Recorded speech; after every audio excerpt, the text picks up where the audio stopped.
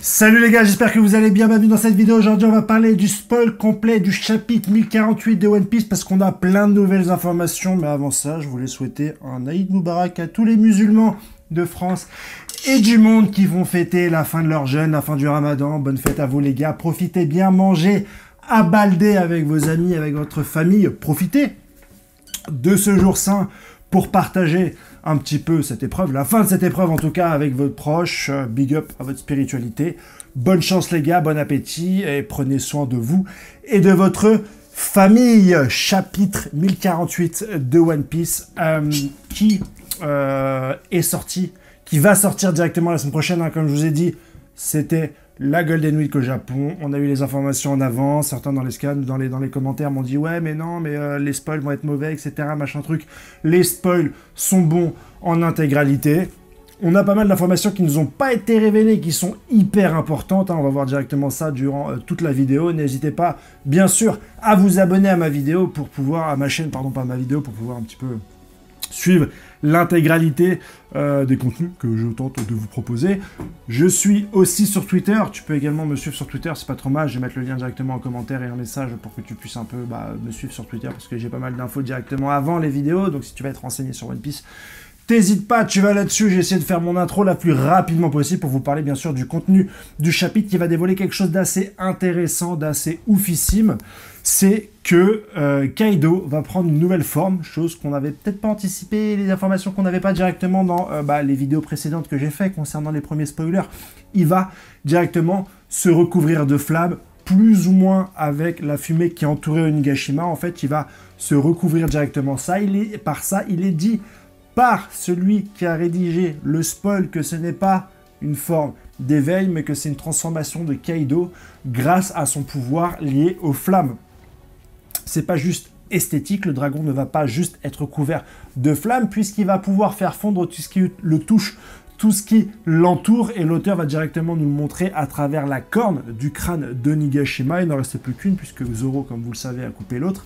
Kaido va rentrer en contact avec cette corne-là, puisqu'il est en train de serpenter directement dans les airs face au point géant de Monkey D. Luffy. Et en touchant cette corne, celle-ci va se mettre à brûler puis à fondre. Donc c'est un pouvoir assez puissant. Et comme on sait que Luffy est plus ou moins élastique, c'est un matériau qui est quand même sensible à la chaleur. Il ne devrait donc pas, normalement, être indifférent à ce genre d'attaque. Je dis normalement, bien sûr, parce qu'il y a maintenant le mode cartoon de Luffy qui lui permet un petit peu de rigoler, qui lui permet de saisir des éclairs. Est-ce que il va être sensible finalement à cette forme sous haute chaleur de Kaido, ou est-ce qu'il va directement jouer, en rire et montrer que même cette nouvelle forme ne l'atteint pas?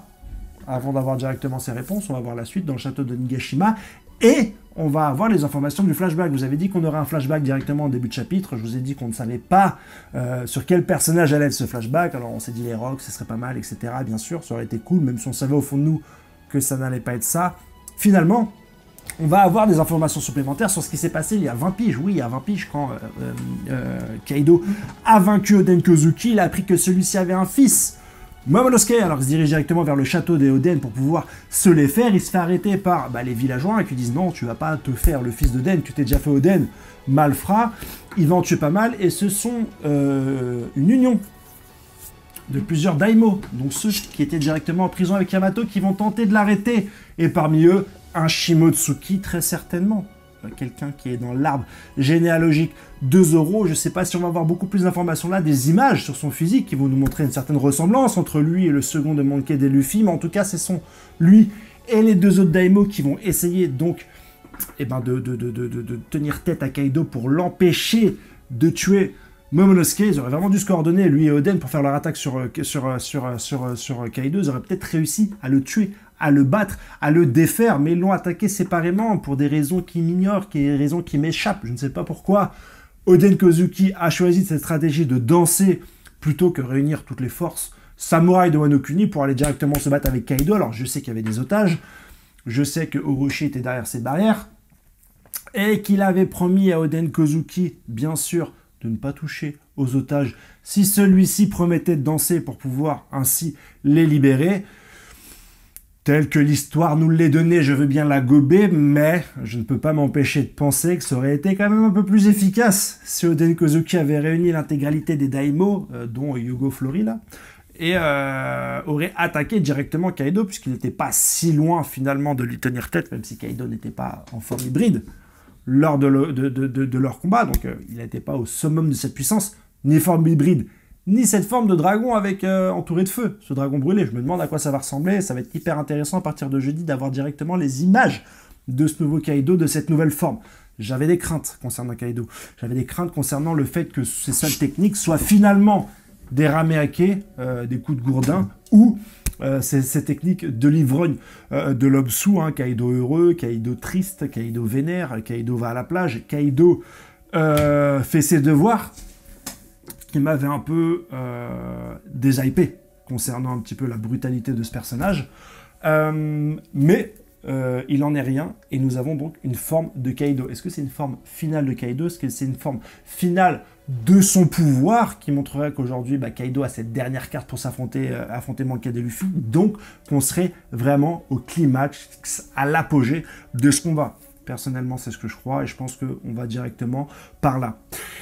Le chapitre, bien sûr, va continuer sur une autre embrouille, une autre carabistouille, qui va suivre le personnage d'Orochi. Comme je vous l'ai dit, Orochi, on va arriver à la fin de ce personnage, puisqu'il va enlever Yuri, la fille de Denkozuki, pour se sauver. Et ce n'est nul autre que Denjiro qui va lui couper sa dernière tête. Ce personnage qui s'est fait trancher par Kaido, qui s'est fait trancher par les fourreaux rouges, qui s'est fait trancher par Yuri, qui s'est fait brûler par Denjiro, va maintenant finir sous le sabre de Denjiro.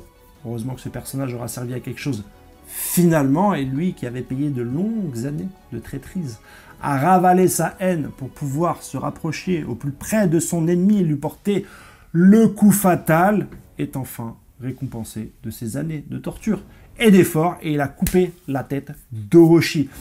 Un chapitre assez bien fait où il y a un petit peu ces trois histoires qui se mêlent. La première, c'est la dualité très forte entre Luffy et Kaido. Luffy, qui a nommé directement son attaque par rapport à une légende hindoue. Voilà, c'est God Gomu Gomu, God Monkey, qui fait référence un petit peu, et ça nous a été dit très tôt dans les spoils, à la mythologie hindoue. C'est l'un des dieux les plus puissants de l'hindouisme, qui va faire office de nom à cette attaque. Ultime ou non de Luffy, je ne sais pas. En lisant les spoils, même en lisant plusieurs fois, je ne sais pas si ce coup géant que nous voyons directement dans le ciel, empli de haki royal et d'électricité, est le coup fatal de Monkey D. Luffy. Est-ce qu'il a déjà essayé de taper Kaido dessus avec ce pouvoir-là? Est-ce que finalement il le retient et il le charge en attendant que Kaido se transforme en ce dragon de feu? Je n'ai pas plus d'informations, mais en tout cas, ils vont s'affronter, ils vont directement lancer leurs attaques. Et Luffy a cette attaque qui s'inspire de la divinité hindoue. Et la troisième histoire qui s'entremêle à ça, bien sûr, ce sont les habitants de la capitale des fleurs qui lâchent un petit peu leur lanterne avec toutes leurs promesses. La cérémonie de la fin de la cérémonie du feu, hein, qui veut que chacun mette un petit peu ses espoirs et ses promesses directement, commence à s'envoler vers le ciel, ciel où l'île de Nigashima est un petit peu écartée de sa trajectoire, par ce cher Momonosuke, bien sûr, qui commence à accomplir sa tâche, qui commence à se concentrer, qui commence à tirer l'île de Nigashima, et on peut voir sur ces lanternes les promesses, les souhaits des habitants de la capitale des forts, qui sont nul autre que débarrassez-nous d'Orochi, débarrassez-nous de Kaido, débarrassez-nous des gens qui nous empêchent de manger, qui nous empêchent de vivre, qui nous empêchent d'avoir un soleil rayonnant. Voilà pour toutes les informations, plus ou moins dans l'ordre que j'ai réussi à recueillir sur le chapitre qui sortira finalement vendredi en... comment ça s'appelle? En version illégale, en version pirate. Et dimanche à 16 h sur Glénat Manga Max en version légale. À 18h30 aujourd'hui, j'anime une autre émission sur Twitch, Recruiter in the House, où je vais parler un petit peu de recrutement avec Théodore, qui monte sa startup et qui la documente directement sur YouTube. Si tu veux me suivre sur ce live sur Twitch à 18h30 aujourd'hui, au moment où tu regardes cette vidéo, tu vas directement en description, il y a un lien, tu te connectes, tu regardes ça, tu kiffes. Et puis voilà les mecs, je vous souhaite une bonne soirée, bonne fête à tous les musulmans qui me regardent, et à la prochaine les gars. Allez, ciao!